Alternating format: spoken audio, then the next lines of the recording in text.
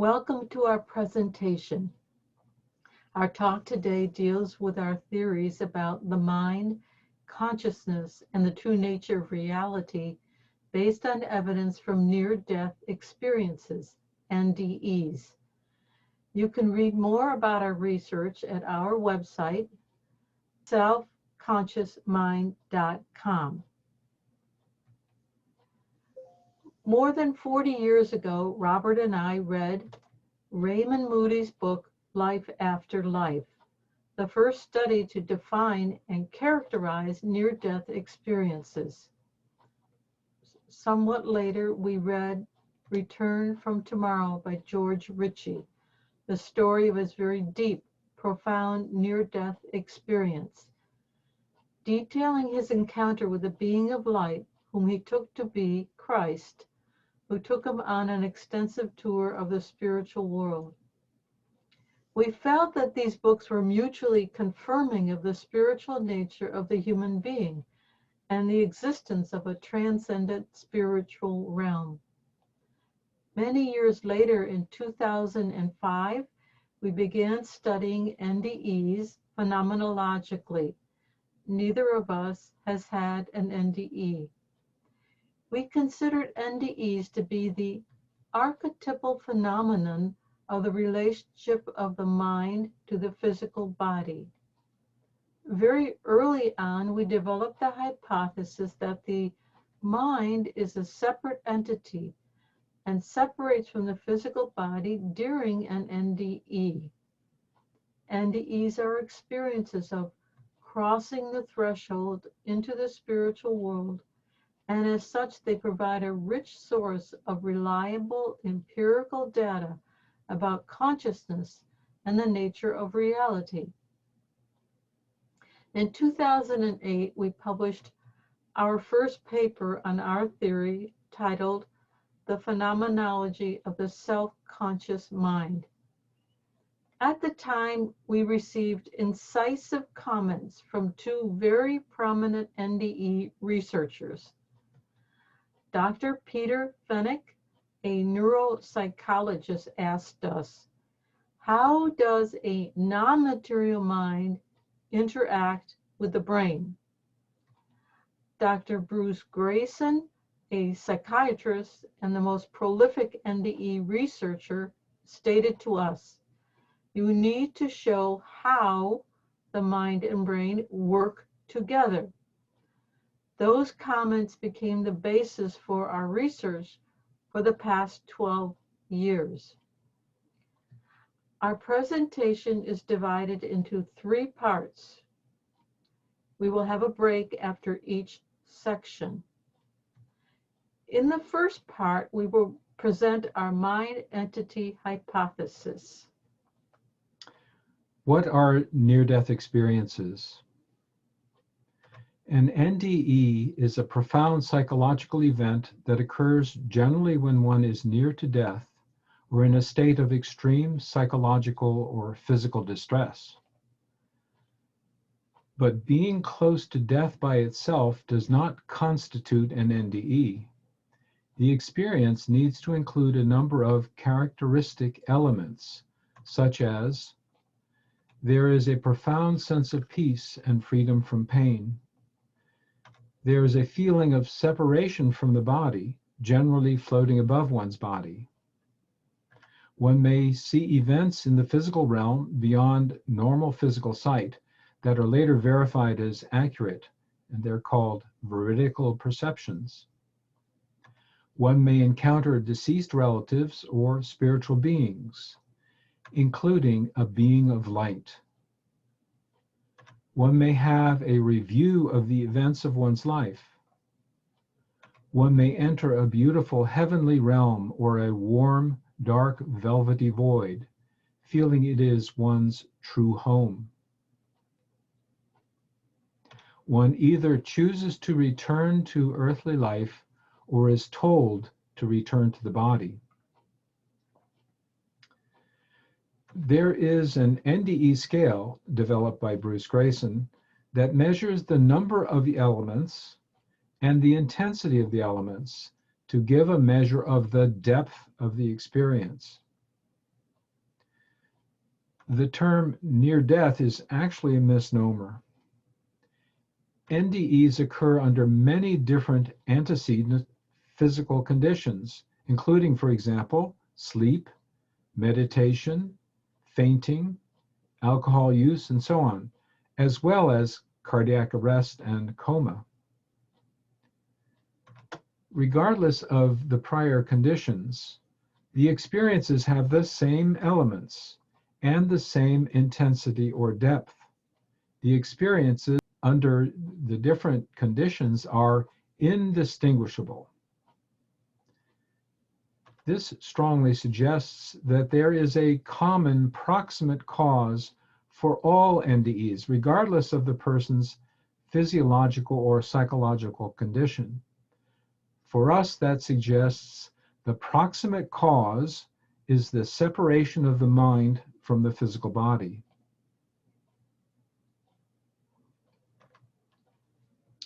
This diagram shows the three states of being that are associated with NDEs: ordinary consciousness, the NDE itself, and the post-NDE state with after effects.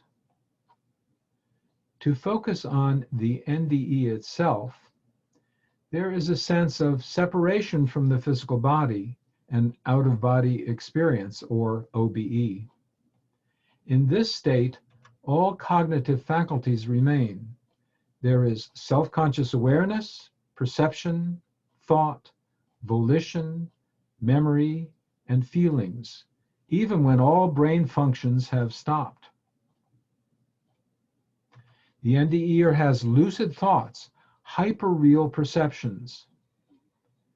There are accurate veridical perceptions of the physical surroundings outside of normal physical sight.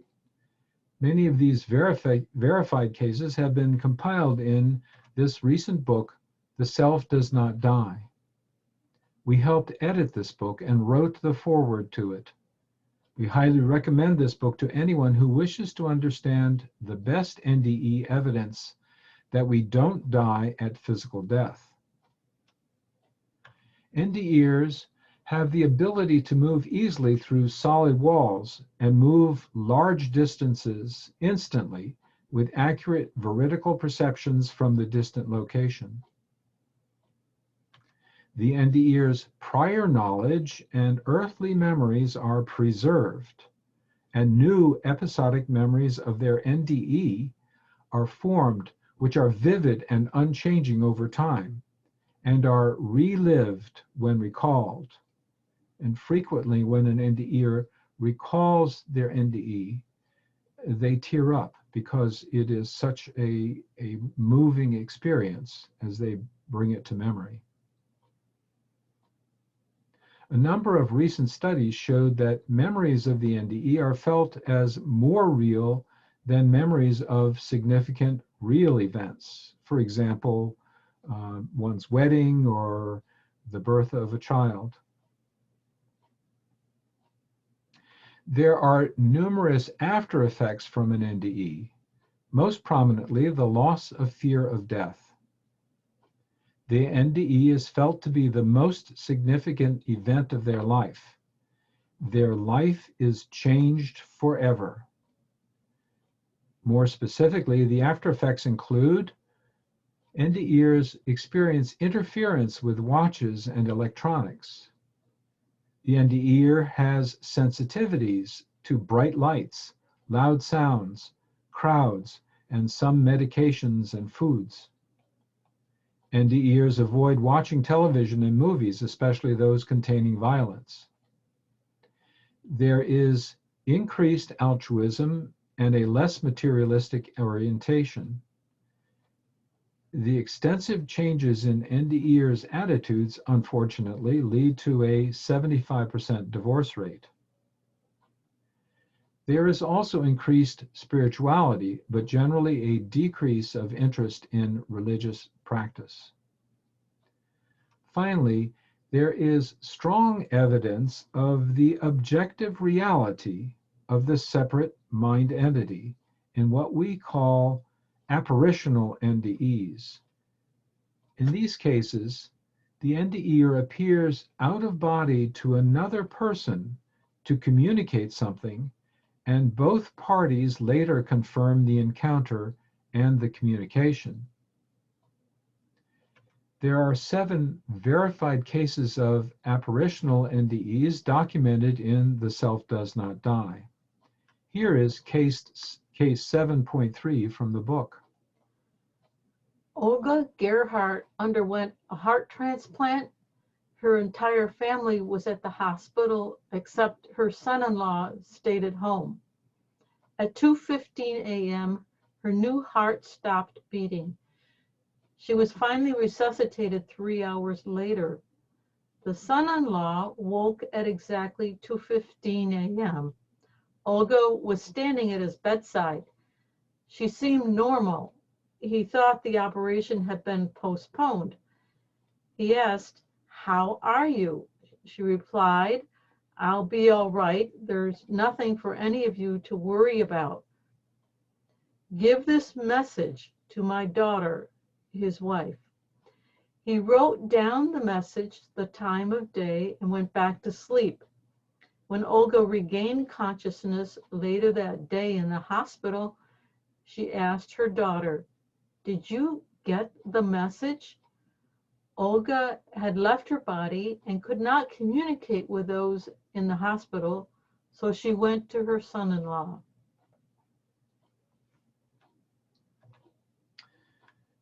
Can NDEs be studied scientifically? Yes, because NDEs have consistent, well-defined characteristic elements and qualities as we have described. When taken individually, NDEs appear to be subjective. They're merely anecdotes. But when considered collectively, they become the consistent observation of a common objective reality. The elements and details of NDEs have occurred to over 330 million people worldwide. And this is based on surveys of NDEs where 4 to 5% of the population have identified that they've had an NDE. Therefore, it's an empirical fact that over 80 million people have had a life review. It's an empirical fact that over 200 million people have heard the words to the effect, "It's not your time, you must go back. You have more to do on earth." And it's an empirical fact that over 300 million people have lost their fear of death. Therefore, taking NDEer accounts as objectively real is justified. They provide valid data for scientific study. For our study, the primary sources are the NDE accounts themselves. However, standards are needed for accepting NDE data. Tibetan Buddhist philosophy speaks of the study of extremely hidden phenomena. These are phenomena that cannot be observed directly or inferred from direct observations. NDEs are in this class of extremely hidden phenomena. For Tibetan philosophy, the only method is to rely on the first-person testimony of people who have experienced the phenomenon. The person must be reliable and credible. So our criteria for using NDE data as valid for scientific study include: there must be multiple NDE accounts of the same specific phenomenon. For example, the NDEer being told, "It's not your time."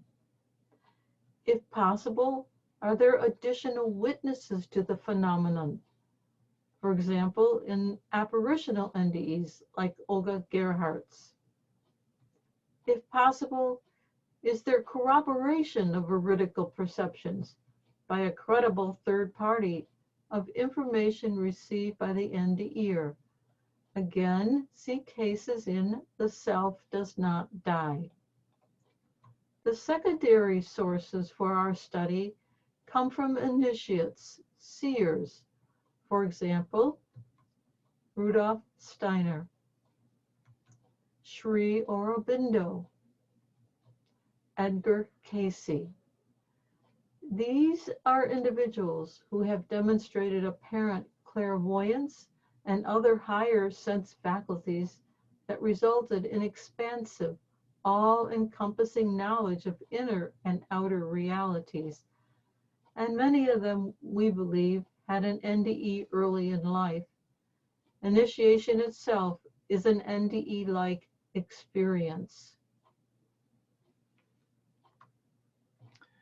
So in our mind entity hypothesis, we propose that the mind entity is something separate from the physical body, having a number of implicit characteristics. First, the mind entity is the seat of consciousness of the person, the essence of the person. All mental functions and capacities are in the mind. So there are two states of mind as shown here, united with the brain and body and separate. In the out-of-body state, the mind operates independently of the brain and body.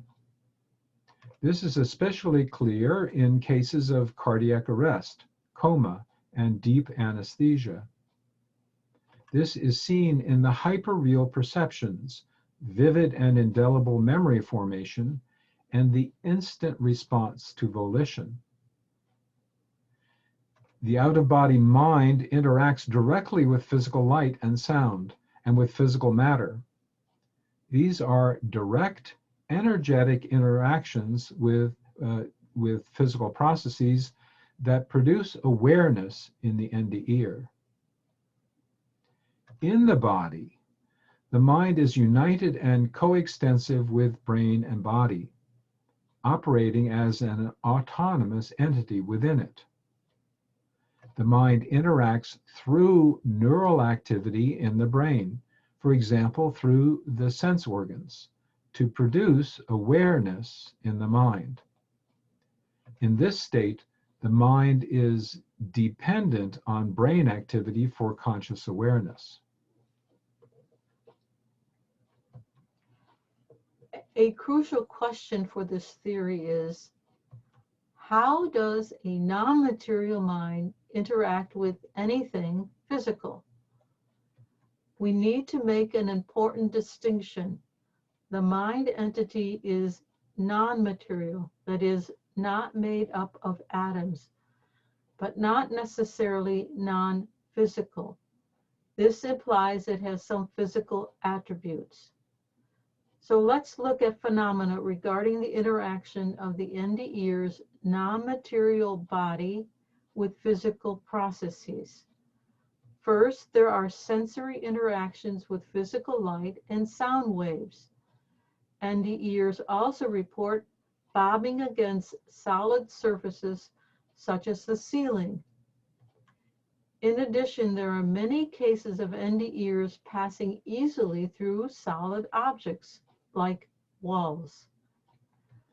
When passing through solid objects, some NDEs report a sense of resistance or change of density. Finally, there are interactions with another person's body during the NDE out-of-body state.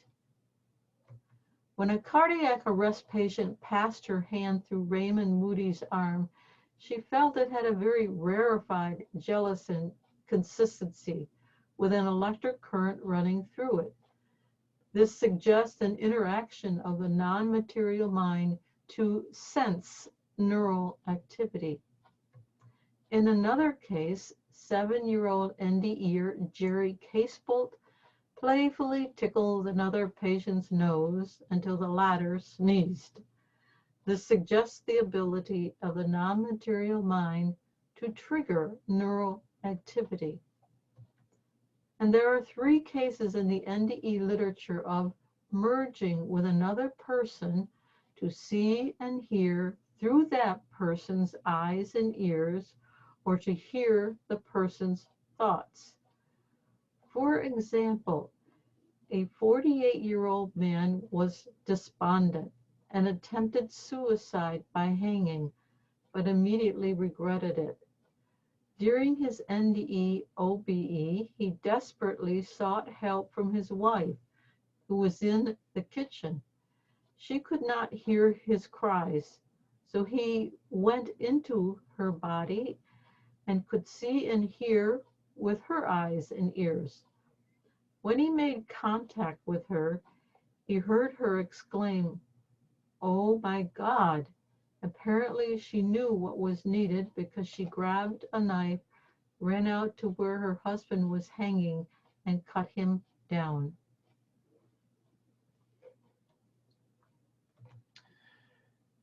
These phenomena imply subtle interactions with physical forces, with light, and the molecular structure of matter, such as molecules in the air, solid surfaces, and solid matter, including another person's body.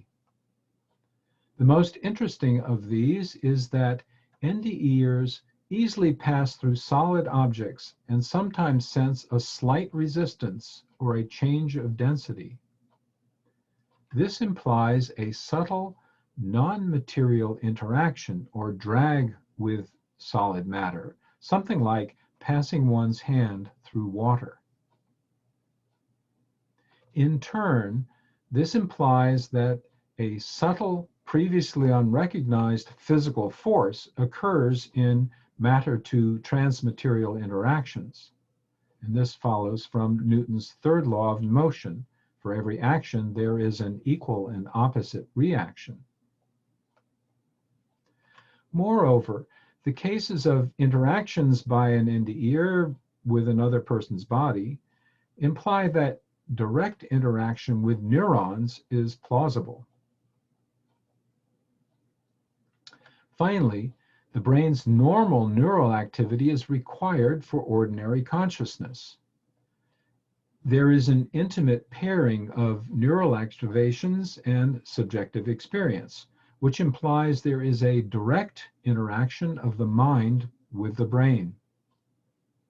Therefore, at some level, the neural activations must influence the mind to produce subjective experience. And at some level, the mind must influence neurons to fire. So how can the non-material mind interface with the physical brain? There must be two interfaces.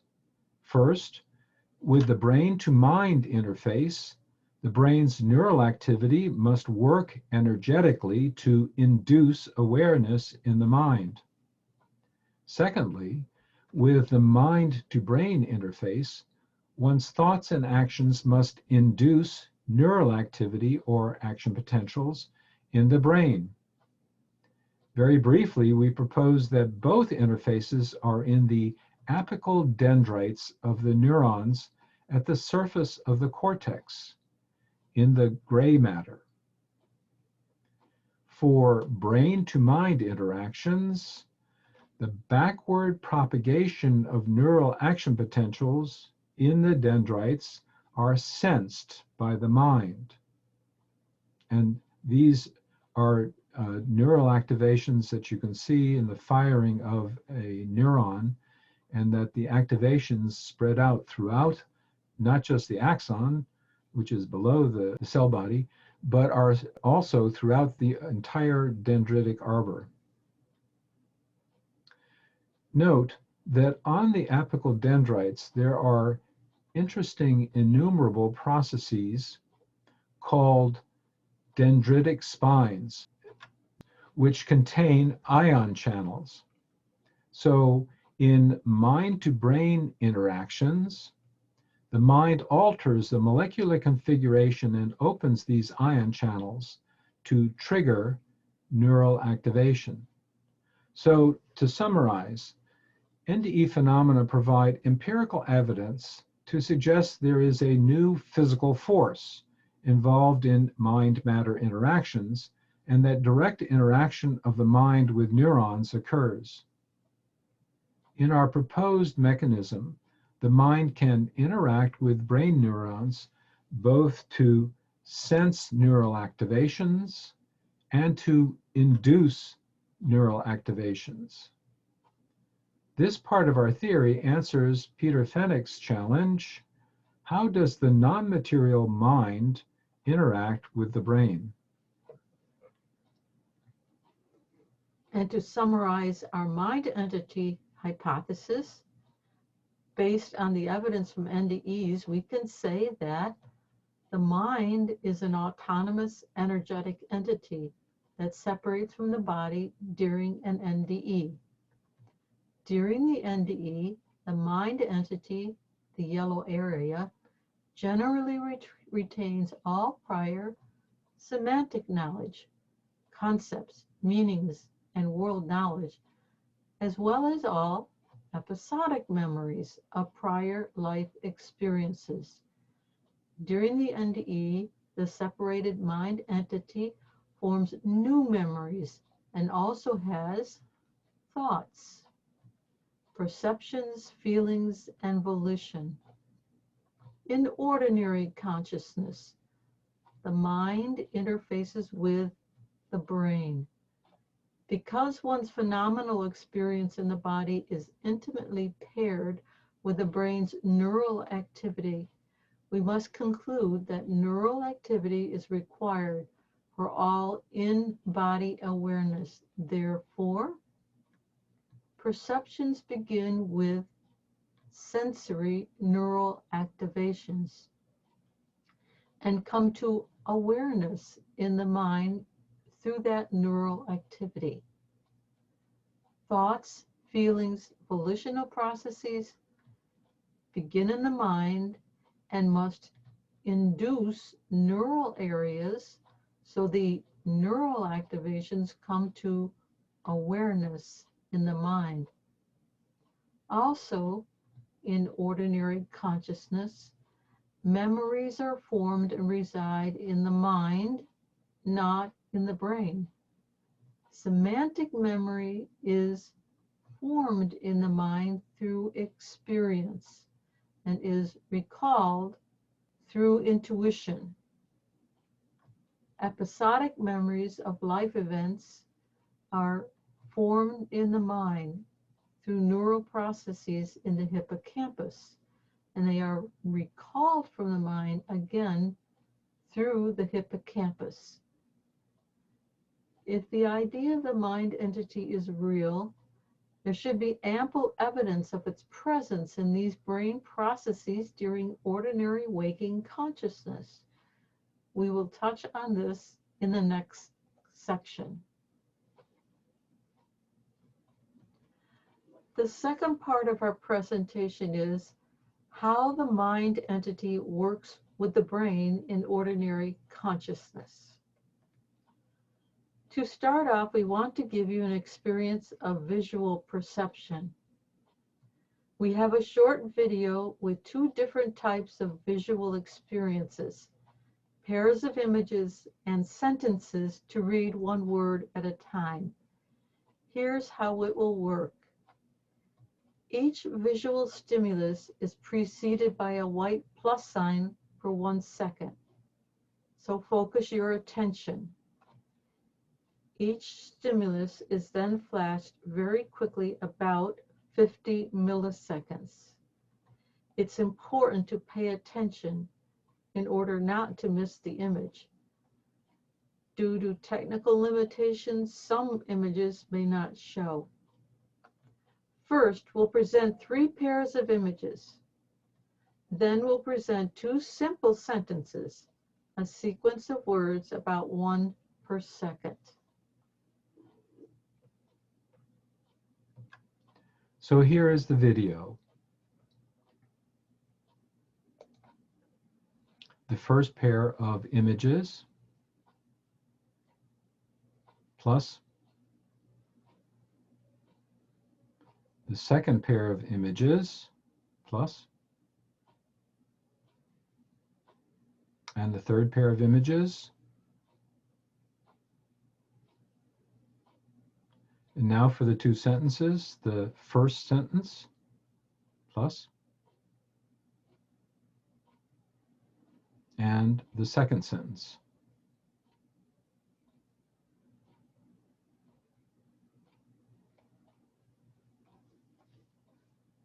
So starting with the two sentences, could you read the words? Did you notice anything unusual about the sentences? Most people find the first sentence doesn't make sense. For the pairs of images, did you see each image? Did you recognize what it was? The second image was a contrast to the first image. Maybe it was a little jarring compared to the first, like Einstein and who was it? That was Lady Gaga. All of these images were easy to recognize, even with a very short exposure time.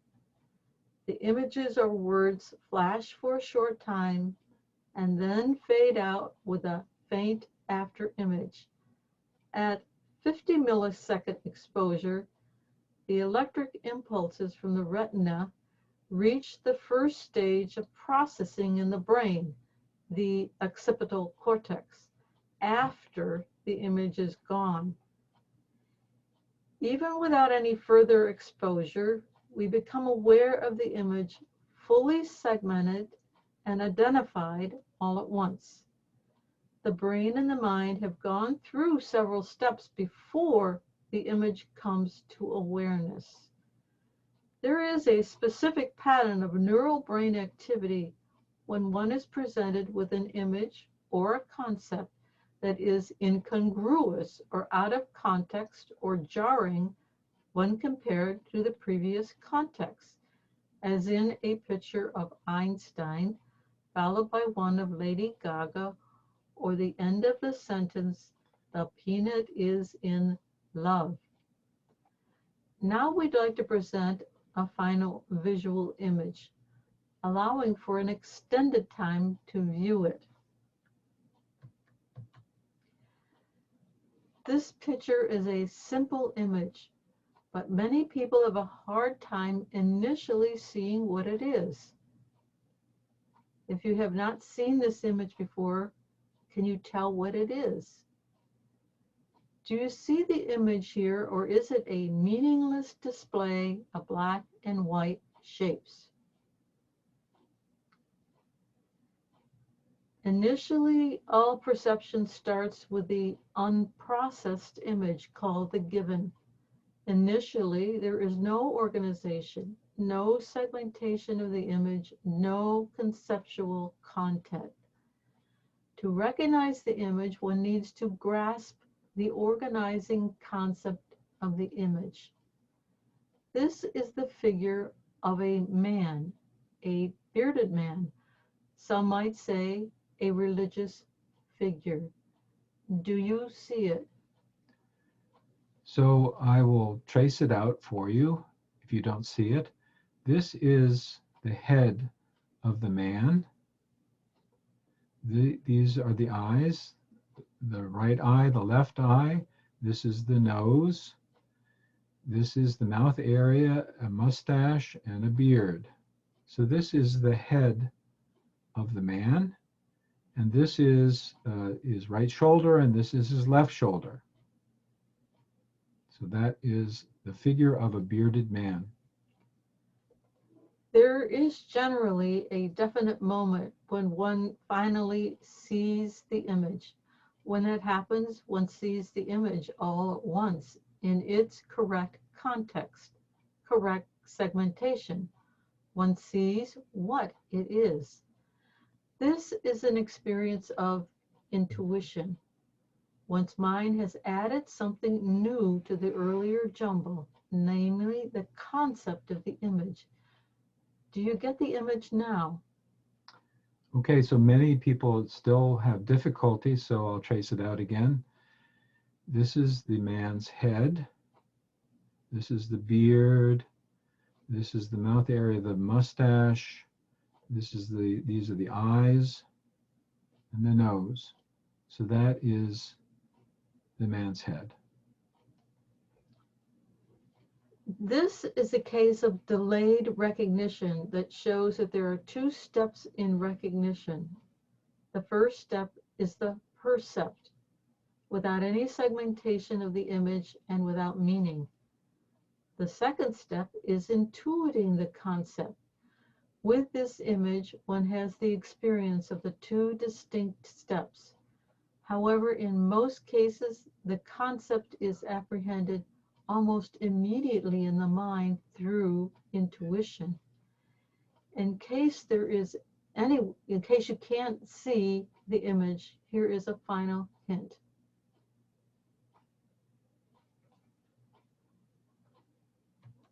There we go.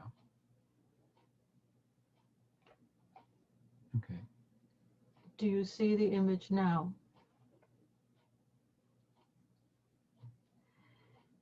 In chapter 5 of his Philosophy of Freedom, Rudolf Steiner indicates this twofold nature of perception. It goes like this. It is due to our mental organization that the outer world is given to us at first without its corresponding concepts. Secondly, intuition adds that part of the reality, the concept, which is lacking in the percept. The thinking human being then weaves the two together to arrive at recognition and knowledge. From every real thing, the relevant elements come to us from two sides, from perceiving and from thinking. The moment a perception rises up in the horizon of my observation, thinking also becomes active through me. An entity within my system of thoughts, a particular intuition, a concept, joins itself to the perception. The act of knowing or cognition is the synthesis of percept and concept. To explore how the mind works with the brain, we'd like to examine what goes on in the brain when we read a word. Electroencephalography, EEG, is used to measure the electrical voltage at different areas on the scalp when a person does a mental task, like reading words in a sentence. Here is an example of the brain activity with EEG when a person reads a single word. The blue-green color on the scalp means minus voltage. The darker the color, the stronger the voltage. An incongruent word in a sentence evokes a strong minus voltage at the top of the scalp. In this graph, minus voltages are plotted up, and time is on the x-axis. In reading a word, there is a typical pattern of electrical activity for about half a second. First, a smaller negative peak called N1, then a positive peak, P2, then a negative peak at 400 milliseconds called N400, and ending here. Ordinarily, the N400 pattern follows this lower black trace. When one reads words in a sentence, the earlier words establish the context. Then when one reads the next word, as in "the Dutch trains are yellow," the word yellow fits the context of Dutch trains. But when one reads an incongruent word in a sentence, there is an unusual, strong minus voltage at the top of the scalp, peaking at 400 milliseconds. So the full process for a single word happens this way. At 15 milliseconds, the N1 minus voltage peak is associated with detecting the word percept, the form of the word. The target word in the sentence shown here, Y-E-L-L-O-W, as in "the Dutch trains are yellow." At 200 milliseconds, The P2 plus voltage peak is associated with detecting the meaning of the word, the meaning or concept of yellow, namely a bright, warm color. At 400 milliseconds, the minus voltage peak is associated with the awareness of how congruent or incongruent the word is in the context. Yellow is congruent because the Dutch trains are in fact yellow, and that's an example of world knowledge. If we say the Dutch trains are white or sour, there is a large peak at N400 because white is incongruent and sour is really anomalous. If one reads, "The peanut is in love," there is likewise a large N400. But consider the following story. A woman saw a dancing peanut who had a big smile on his face. The peanut was singing about a girl he had just met. And judging from the song, the peanut was totally crazy about her. The peanut was in love. And by the sound of it, this was definitely mutual. In this context, the large N400 disappears. But if instead we say the peanut was salted, that produces a large N400. So perception and comprehension appear to proceed in three distinct stages in time. 1, detect the form of the word. 2, recognize the meaning of the word. And 3, evaluate the word's meaning in the current context. The mind is involved at each stage. 1, to detect the form of the word. 2, to intuit the meaning of the word. And 3, to evaluate the congruence of the word in the sentence context.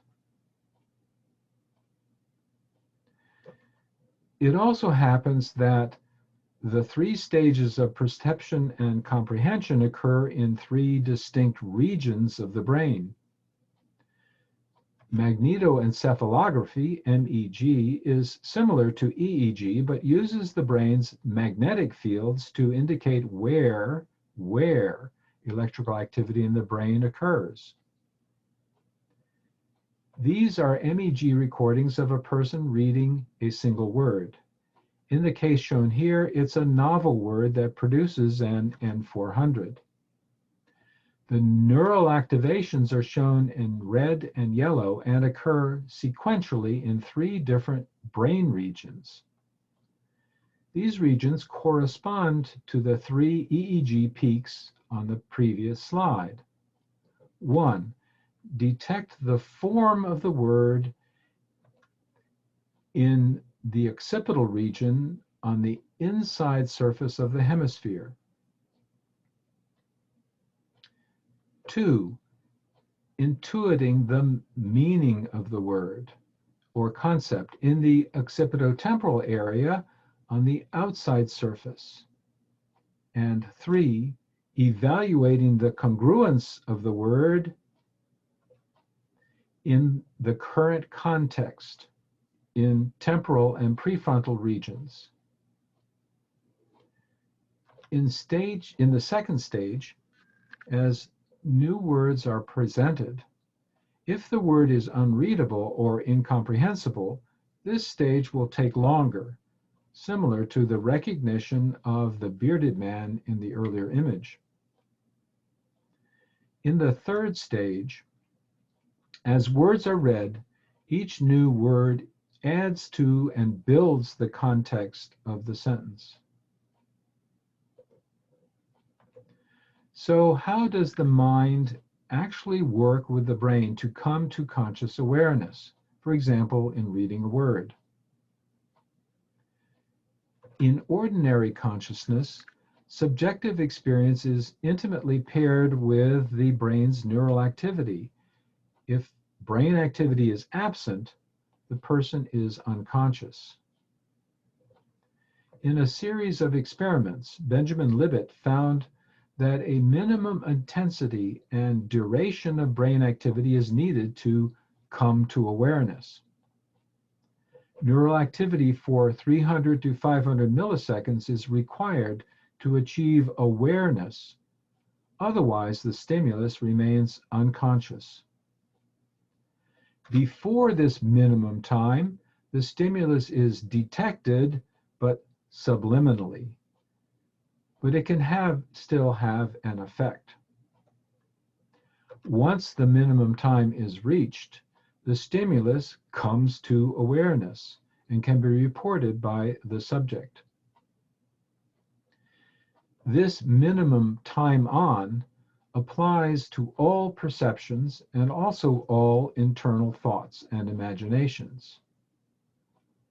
So in our view, neural activations are needed to bring all mental content to conscious awareness. The mind is engaged throughout this process from the initial detection to actually coming to awareness. Therefore, in order to have a thought, the mind must first impress its conceptual content on the appropriate brain regions, causing neural activations. The neural activations in those regions act something like a mirror to raise the mind's conceptual content to consciousness. This next diagram is a schematic view of this process. In actuality, the mind is not separated from the brain, but is intimately connected with it. Very briefly, in ordinary consciousness, the mind interfaces and works with the brain. The mind first induces neural firing that allows the mental content to come to awareness.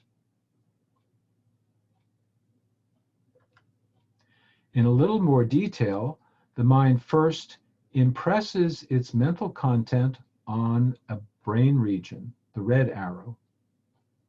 The neural activation in that region acts as a mirror to bring the mental content to awareness, the orange arrow. To repeat the full process of a concept coming to awareness, again, we have the schematic view of the brain and mind. Here's the process. Impress the mental content.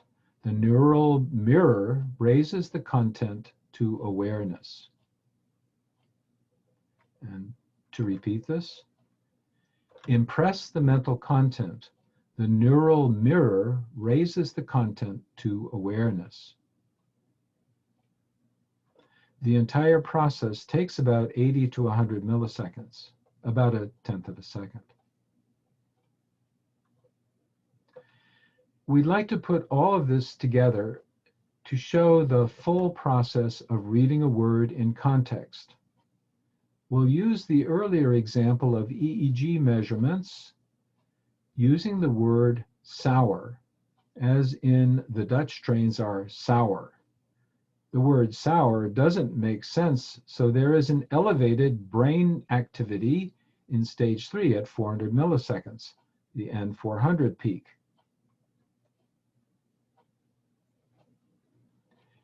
Here we have the mind with the right hemisphere of the brain showing the interior surface, and then the left hemisphere showing the outside or lateral surface. The two hemispheres fit much closer together than depicted here.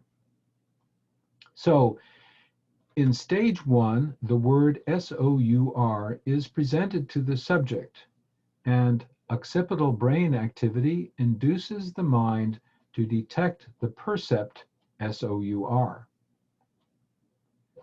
In stage 2, the mind intuits the percept, from the percept, the concept or meaning of sour. Now, in order to detect this concept, the mind must impress and activate a specific occipitotemporal brain region.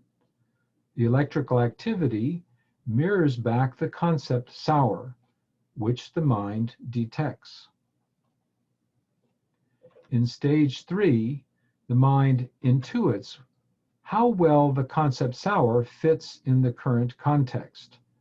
The mind impresses superior temporal and prefrontal regions, and the large electrical activity mirrors the subjective feeling that sour doesn't fit the context of the sentence. This entire process takes approximately 400 to 500 milliseconds, as Benjamin Libet predicted, and then discovered through his experiments. So this part of our theory answers Bruce Grayson's challenge. You need to show how the mind and brain work together.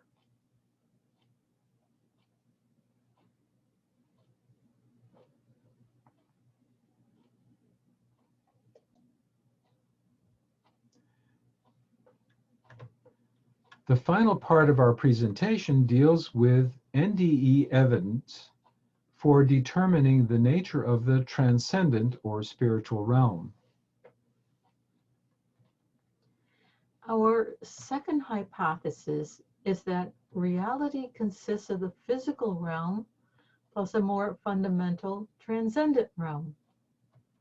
The physical realm is coextensive with and dependent on the transcendent realm.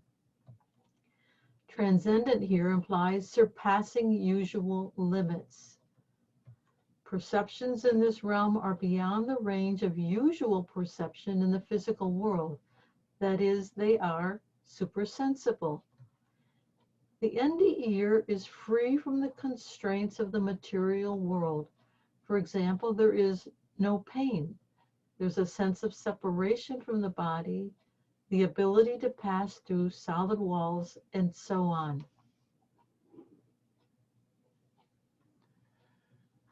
Our second hypothesis is based on the fact that NDEers report hyperreal experiences in two realms: perceptions in the physical realm and perceptions in a supersensible transmaterial realm. These illustrations are from the book 9 Minutes, My Path to the Light by NDEer Tibor Putnaki from Hungary. The first illustration shows the beginning of his transition from the earthly realm to the transcendent realm. It shows the approach of a light. This is not immediately a tunnel transition. Rather, he was gently lifted up by the light through the different floors of the hospital, up into the air, then up into space, traveling, as he says, on a light path, a tunnel of light toward a more beautiful, a more radiating light. It is unimaginable to the human mind. It cannot be grasped. The second illustration is much later in his NDE. He has gone through an extensive life review, has met his soul group, the brothers and sisters, and has been told that he must return.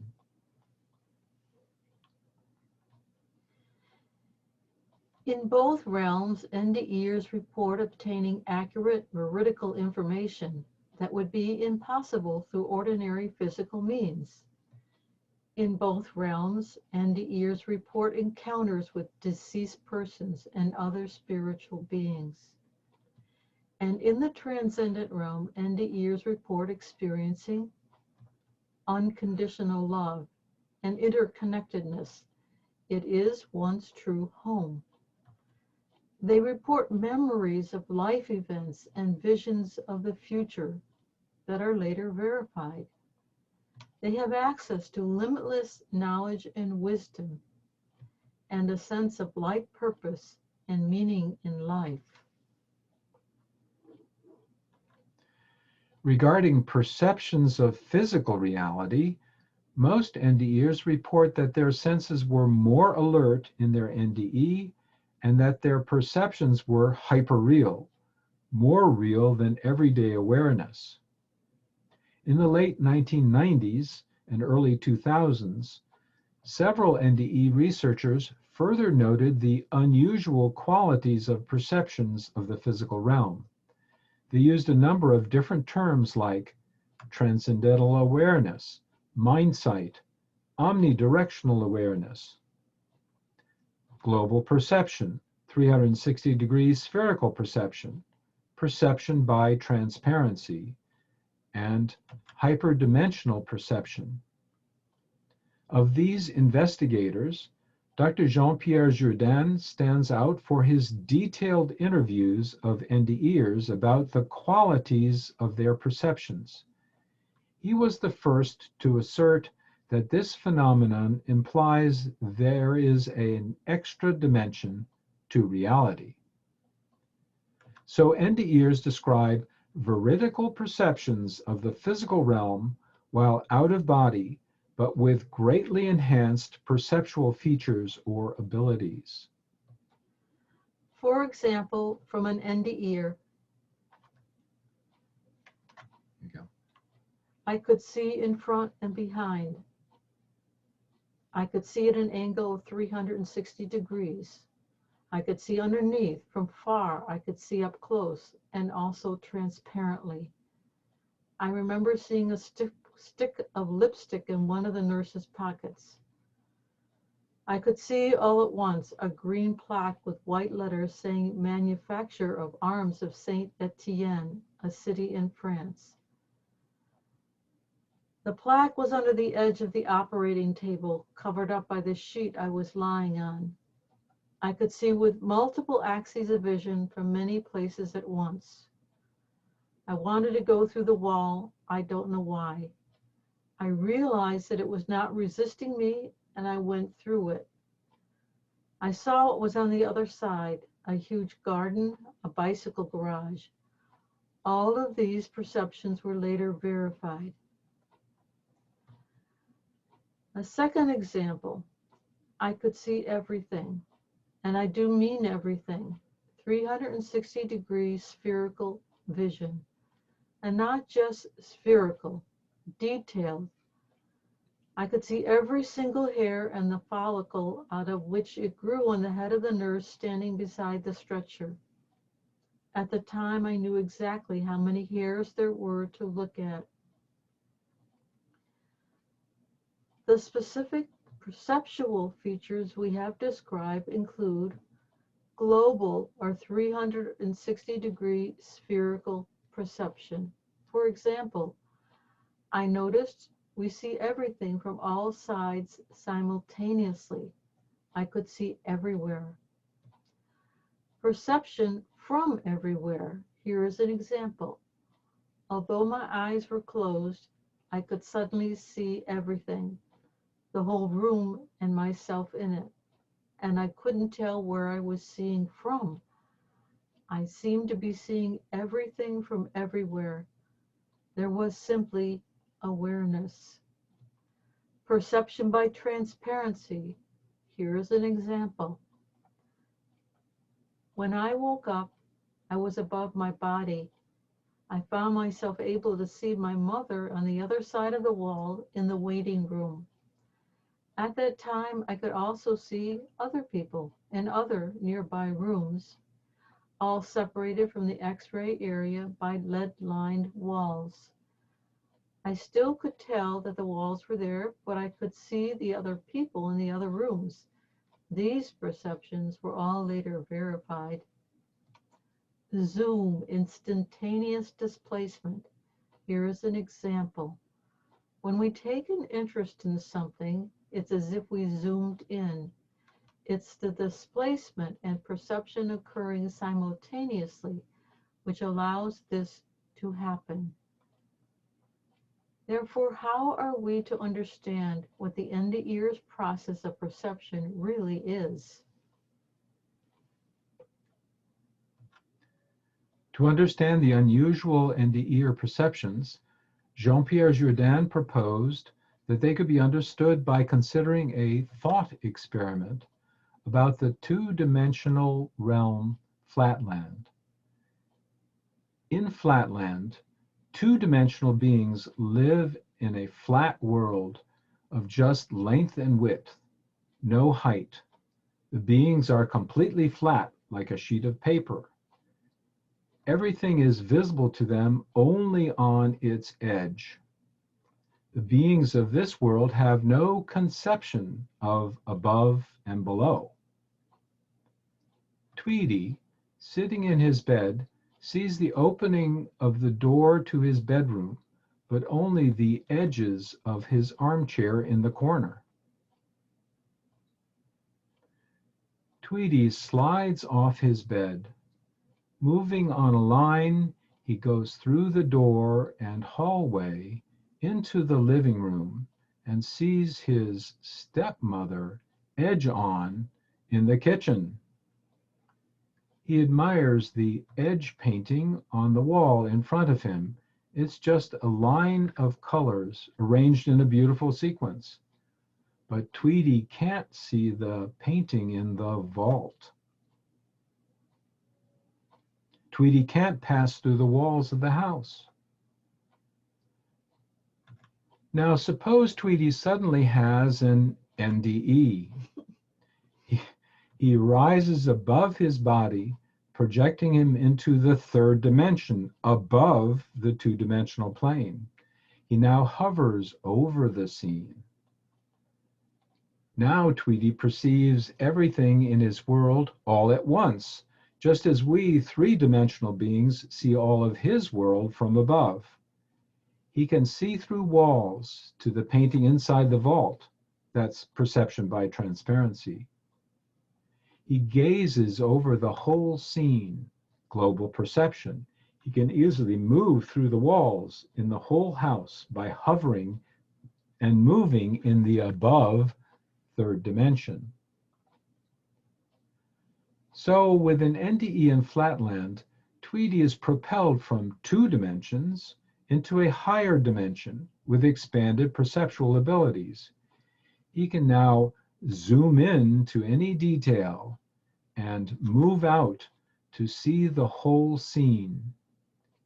Tweedy's stepmother can't see him out of body because she can't see into the above dimension. His NDE body is transparent in the two-dimensional realm.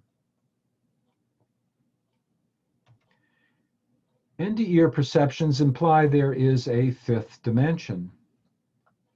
Tweedy's experiences moving to a higher dimension during his NDE in Flatland correspond well to an NDEr's experience in their NDE in the physical realm. So the NDEr's expanded perceptual and movement abilities can be explained by the NDEr being in a higher fifth dimension. That's 3 dimensions of space plus 1 of time, plus an extra spatial dimension.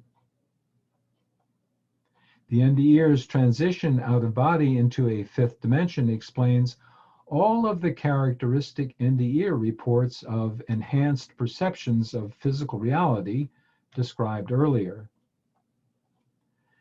and all NDEr's ability to move through walls and solid objects, and the out-of-body NDEr being invisible to ordinary sight, and that NDEr perceptions are felt to be hyperreal, realer than real.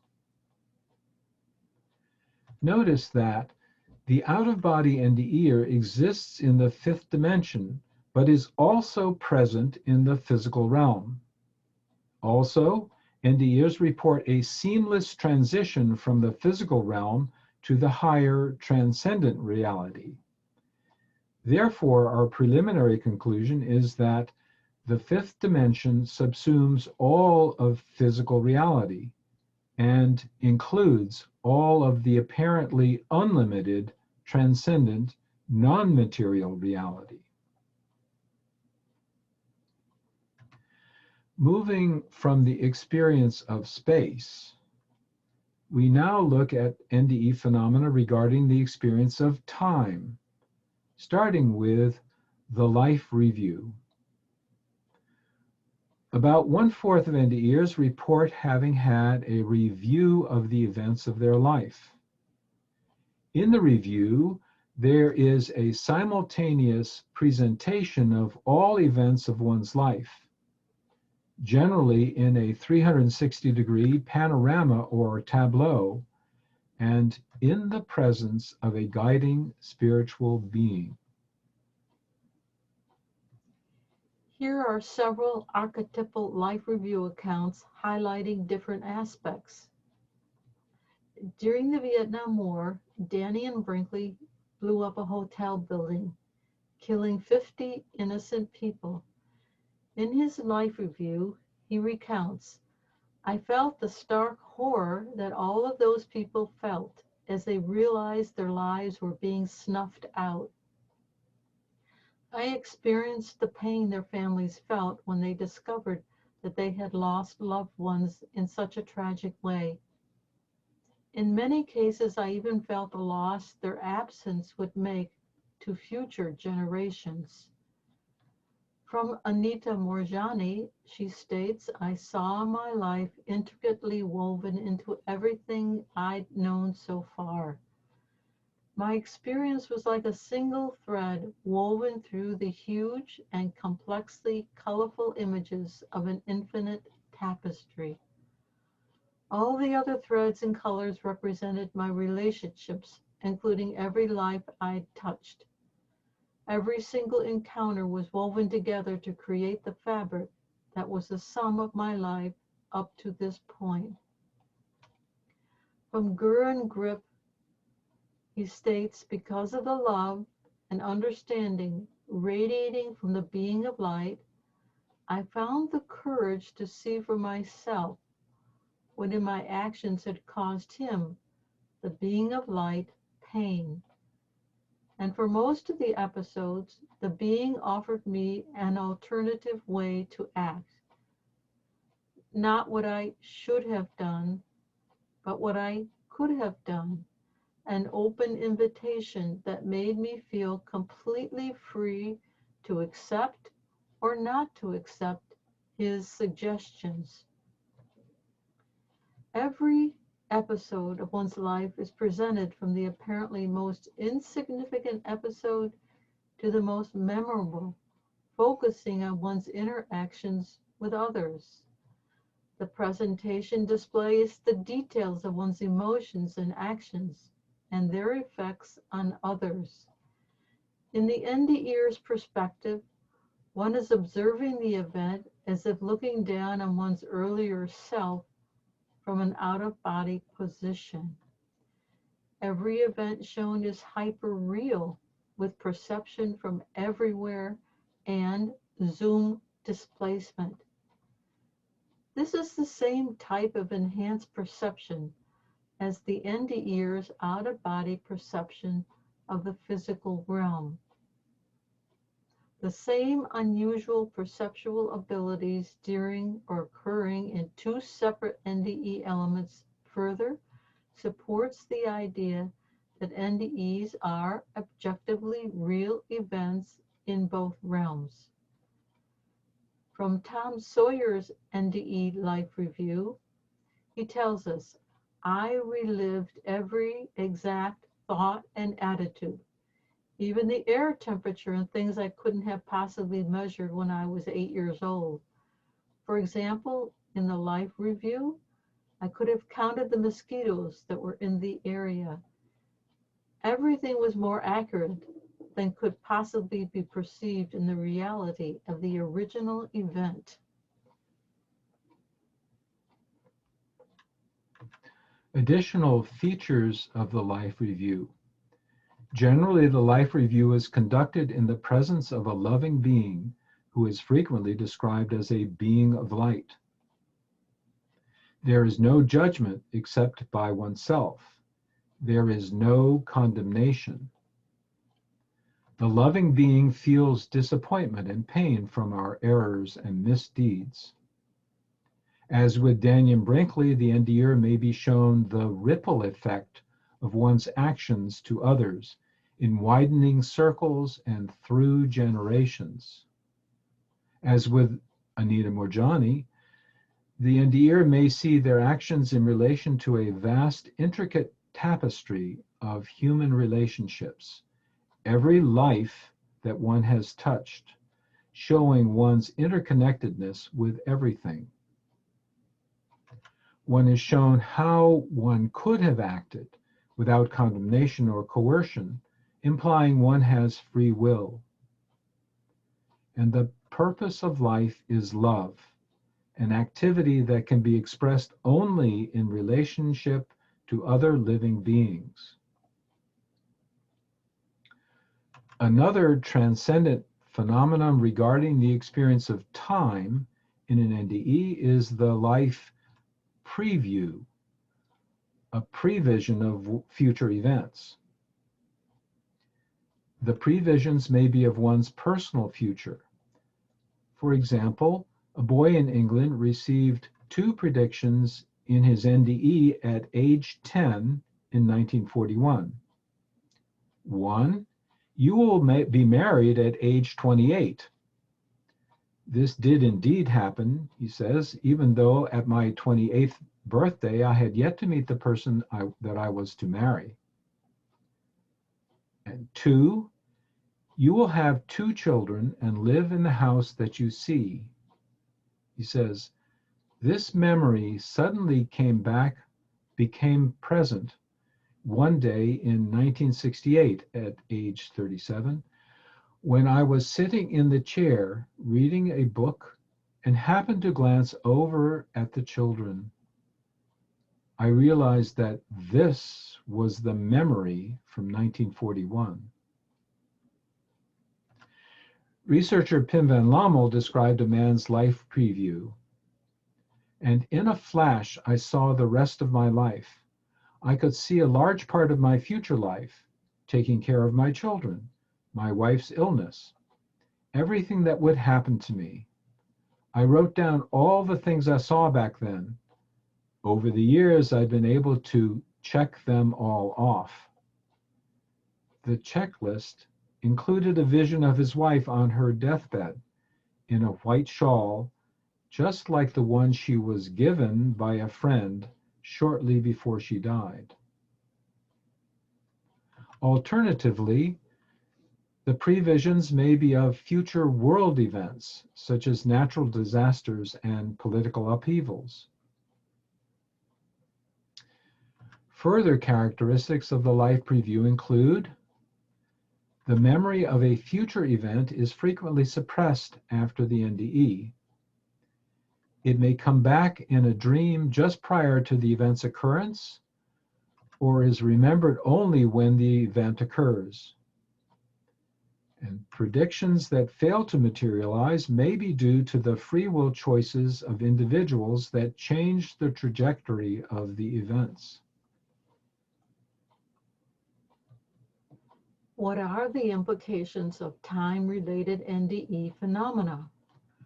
First, life reviews imply that there is an exact, detailed record of all events in the physical realm. The actions, emotions, and thoughts of a person and their effects on other people are inscribed in a permanent book of world memory, also called in esoteric traditions the Akashic Record, or Book of Life. The record appears to be built into the fabric of reality in the transcendent realm as an intricate network or tapestry of interrelationships. Rudolf Steiner states, as soon as one enters the spiritual world, time changes into space. The events are exact snapshots placed side by side in a higher dimensional space. Life reviews imply that one has free will in one's actions. One is shown how one acted and how one could have acted. The presence of guiding spiritual beings, a being of light, and deceased relatives implies that conscious, individuated beings are the essential elements in the transcendent realm. Life previews imply that future events are laid out and even rehearsed well in advance of actual earthly events. Thus, each person has an overall life plan, but out of free will, one can choose differently from what was originally planned, and the plan is adjusted based on one's choices. What are the implications for the meaning of life on earth? Shakespeare has the image that earthly life is a play. As actors, we all have our parts.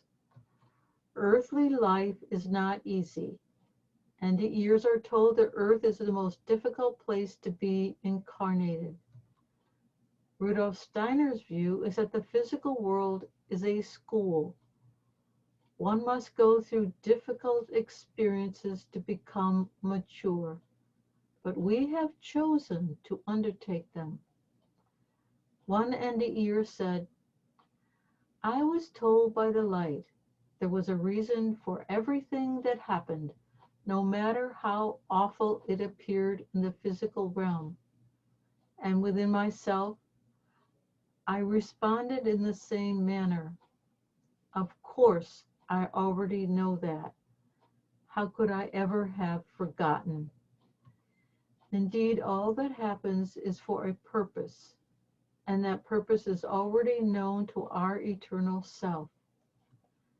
So the meaning of life can be summarized as follows. We are eternal spiritual beings having an earthly incarnation. We do not die with the death of the physical body.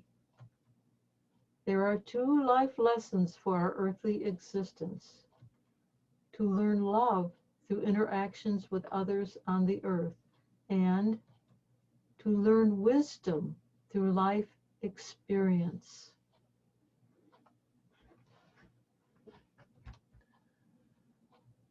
Most NDEers are told some variation of the following. It's not your time. You must return. You have more to do in your life on earth. This statement is so common in NDEs that its implications cannot easily be dismissed. It implies there is a plan and purpose for one's life, things specifically to be learned, experienced, and done. It implies that one's purpose was set before birth and agreed to. And it implies there are benevolent, guiding spiritual beings present throughout one's life.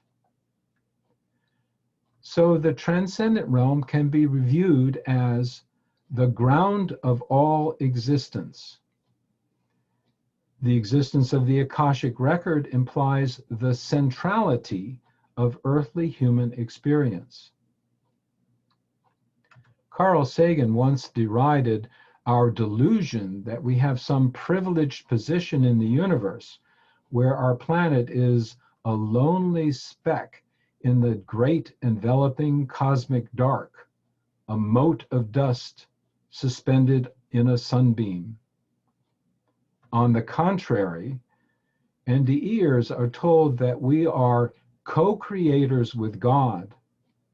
You human beings are truly the heroes, a being of light told Daniel Brinkley, because you are doing something that no other spiritual beings have the courage to do. You have gone to earth to co-create with God.